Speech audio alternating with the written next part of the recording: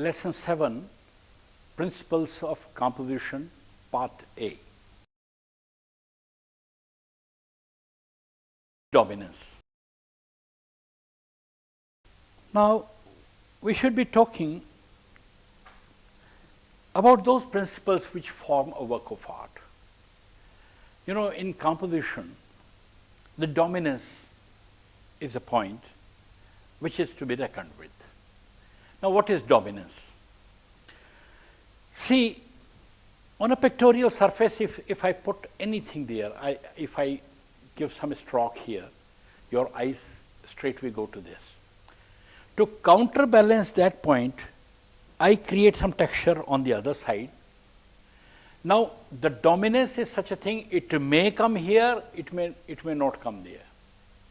You know, suppose if the hue or the saturation of the pigment is much more there in comparison to the texture given here, then that will be dominating more, it will be dominating less leather. So, that is the thing, that an artist decides to create a dominance. He may want the dominance here, he may want dominance there. For example, look at it. Now, see, when we talk of dominance, see, your eyes come here first of all to this area, and your eyes are stuck here, because the dominance, artist has given the dominance here. In comparison to these two figures, see, there are more than 6 figures here, 2 to 4, 6, 7 figures are there. See, this is a group of 7 figures, and this is a group of 5 figures, lady figures, with variety of shapes. See, if you just see the contour of the entire formation here, it is quite strong enough.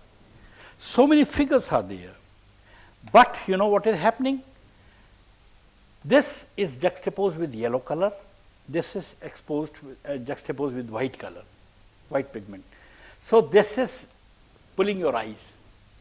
Then the space behind it given here with the dark trees, you know, that silhouettes these figures up, and that is the reason that this figure is more dominated here. After this dominance, you look at here, look at here, look at here, and look at here, and in the last you look here. Though this form is bigger than this group, but you look here at the end, because there is a negative color, black and white, in comparison to these colors, where gold has been used, red has been used, green has been used. So, see, I believe you have understood how the artist creates a dominance. Now, this picture is almost bilateral. See, you can divide it from here to like this. It is bilateral. So, this is a bilateral composition where the dominance is created parallelly here and there, though there are differences in the shapes here. Here is a group, but the outer contours are different. Here, outer contours are different. Similarly, here, you see differences there, but in measure it is a bilateral composition. But you have understood how the dominance is being created. Now, this figure could have been kept even here, but then artists would have used much stronger pigments to counter these forms and this form. So, that is the way how you create a dominance. Similarly, we jump to this abstract painting. Now, see, this is another example of painting, which is an abstract painting, or you may call it non-figurative painting. In this painting, you know, your eyes reach to this form. First of all, the moment you look at the picture, your eyes come to this form, and after this, it comes to your red strokes. If you count the saturation of color or the pigment used here, the black color is much more here in comparison to the amount of red color used here. Red color is too less. The black pigment is too much here. still your eyes go to red color. So now look how the artist creates the dominance. With this red color, he has enriched the entire form with the few strokes of red pigment. Now after this, the artist wants your attention to this area. See, this is space. In this you have this form. And this form has been supported by the texture on either sides of this form. These textures have been created by some chemical or by some solvent. So this is the way how the artist wants your eyes to come here. In the earlier picture, the dominance was in the center. It was a bilateral picture. Here the dominance is on the right side of the vertical surface area. In this surface area, your eyes are not in the center. That is off to the center on the right side. And then it jumps to the left side, but not in the center. So this is how the artist creates the dominance. See, this is a famous painting by Rembrandt. Rembrandt, the Dutch great master. Now in this painting you see, this is a portrait of a man where your eyes come straightway to this form, and then it goes to this necklace. Then it passes here, and then your eye goes there, and then eye goes there, and the other area has been completely darkened. Now the artist wants to give the dominance here, and here he has used the half of the face, profile face, is darker, and half of the profile is strongly bright. Rembrandt is very famous and known for playing with the lights. But the light he creates, against the darkness, he brings the light here to create a dominance. Then secondary, he reaches here with the dominance. Now see here, this is the detail of the necklace of this man, which I have shown earlier in this picture. Now in this detailing of the necklace, the artist has treated this entire area, smaller area, with very strong brush strokes. Now this kind of brush strokes were never used by his earlier masters. The earlier masters had blended each and every pearl in a different way. But here the pearl is not that important, as important the face is. So how the dominance on the face has been created by the master Rembrandt. This is the third example where we are discussing the dominance. Now, your attention, see, there is a drama that this puppet is bending before Krishna's image. This is the child Krishna image from the famous temple of Srinathji near Udaipur area. Now see, there are lots of puppets here which have been silhouetted at the back side. This is being brought at the front, and there is another figure here. So every figure of the puppet is in adorning mood. They are adorning to child Krishna and worshipping. Now there are two hands, and the hands are in such postures as if what is this happening? What is this happening? This could be, I'm not wanting to talk about the philosophy that artists might have been wanting, but the dominance we are talking, the first dominance comes here because this face is so bright against the darkness. Though this figure of Krishna is also against the light, the dark figure against light, and here light against dark. But this figure is bigger in scale, so your eyes come here. And you feel that this is an important figure which is bending before Krishna. And Krishna's image is smaller than even these puppets which have been painted at the back. But because Krishna has been silhouetted with the light here, and it has been placed in a space where nobody is destructing the contours of this figure.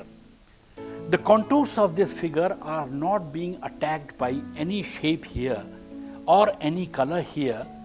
So the dominance comes here, second time. And here, though the figures are bigger, much bigger, larger, with different expressions, yet those figures are not in the front, they go at the back, and the dominance comes here and there. And here maybe it's a king, or it's a representation of a ruler that ruling at present, and everybody is adorning. But why puppets?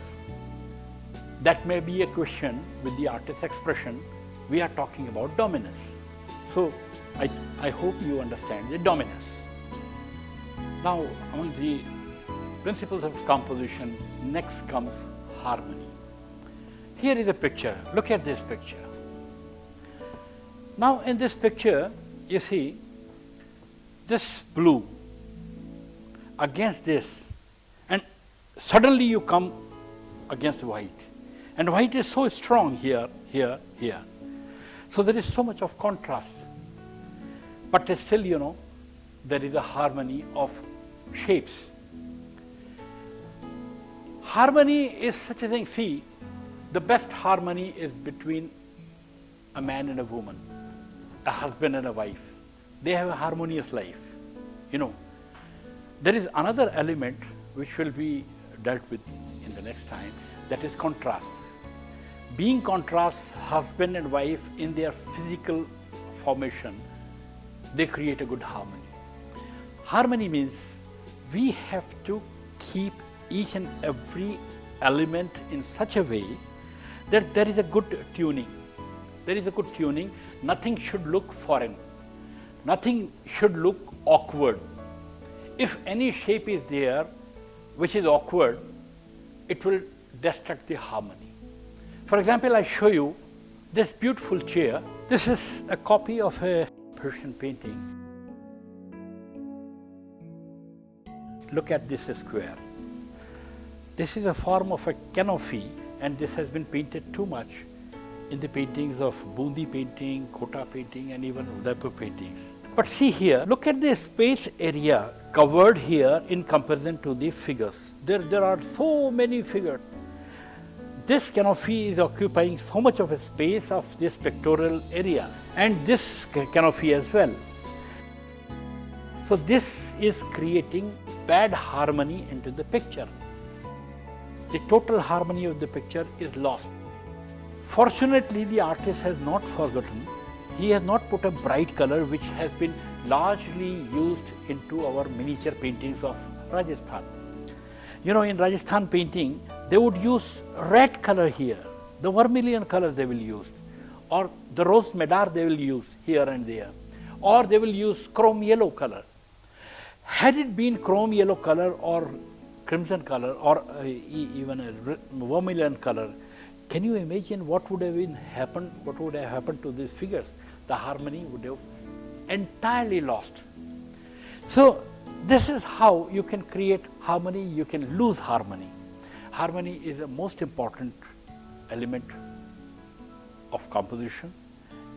I mean, it's one of the principles, and we have to take a lot of care of creating harmony into a pictorial area or a work of art.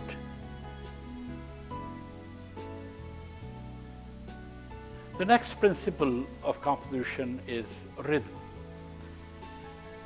Any form created in a work of art or in a space should have a rhythm. Your eye travels from one point to the other, one figure to the other figure, or one shape to the other figure. Even the textures, the application of colors, your use of lines, your creating the shapes, everything, whatever you have placed on a pictorial space, it creates a rhythm of its own. And rhythm, you know, it helps in giving a growth to the form. You see, this is an abstract painting. I'll show you the examples of different pictorial works. This is a non-figurative painting where you don't have any object through which I could show you that how the rhythm is being created, but there are various shapes created. See, here this shape is created.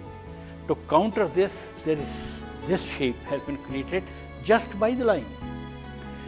And in between, there is a doodling of brush, and with the doodling of the brush, the harmony is created, so that the contrast between the two is countered by these doodling of the brush with a metallic color.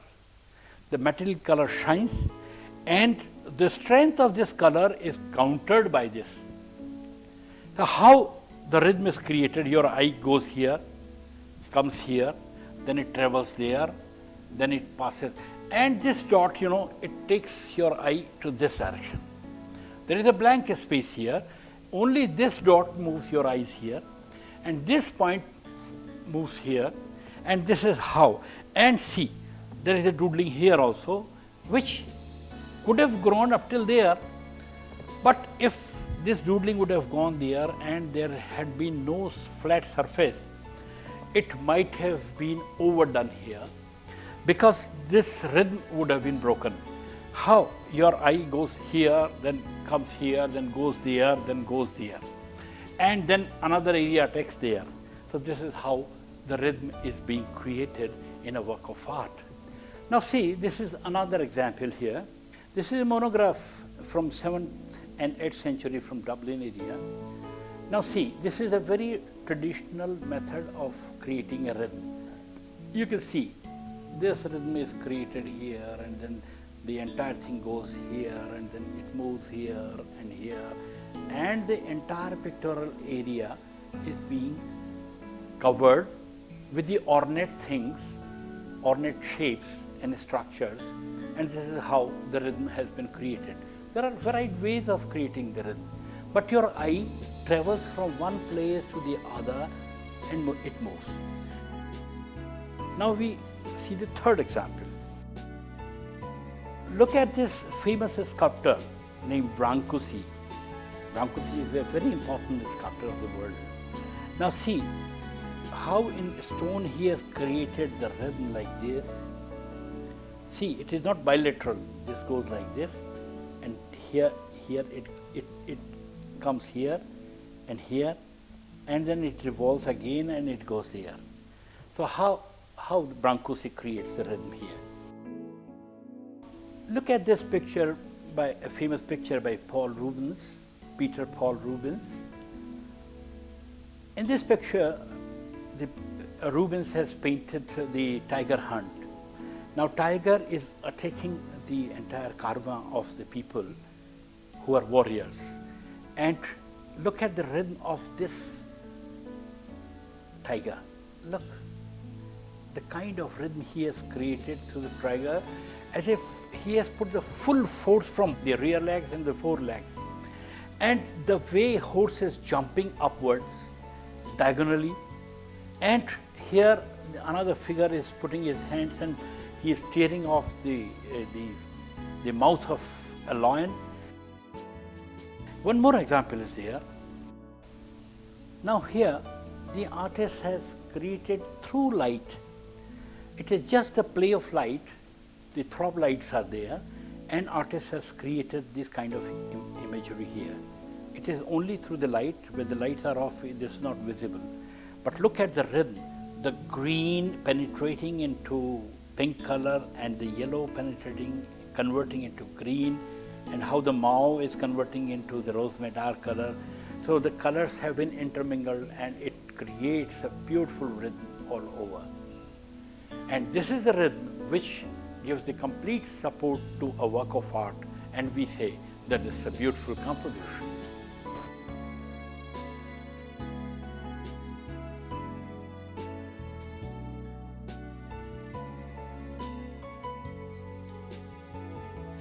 First of all, I should explain why principles are necessary. Because painting is also called design. When it is a design, it should create certain order, means colors, tones, texture, forms, lines, etc. all are the units of composition. They have to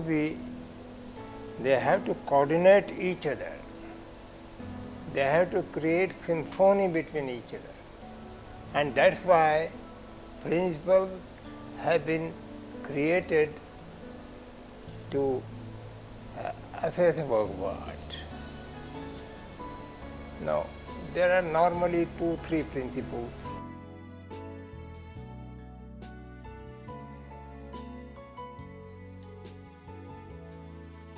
You see, dominance means if you want to suppose there is one hero in a work of art, you have to put all the efforts to divert the eyes of viewers on that hero. So if you want to focus the viewer on certain point, you have to apply all devices to divert the eyes of onlooker at one particular point. You can apply texture, you can apply heavy colors, you can apply all the means texture, or creating a dominating light or something like that. So principles are very useful to understand or to make a work of art in certain order, in certain particular right order.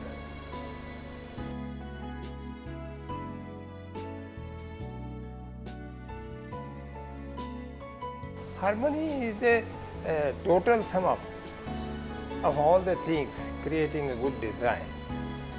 Suppose there is a music concert and there are 10 instruments working over it, over which one is this tabla vadak.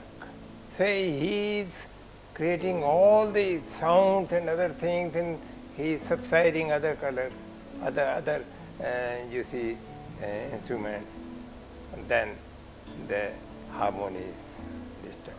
So harmony means coordination of all the units. It is the coordination of balance, rhythm, proportion, etc.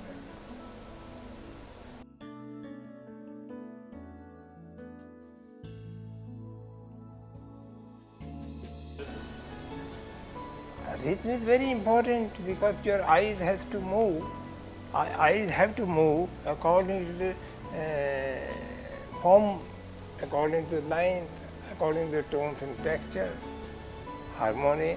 If one picture is giving weight on one side, that is lost. Harmony is the total sum of a work of art. Harmony is the coordination of all the elements into a work of art.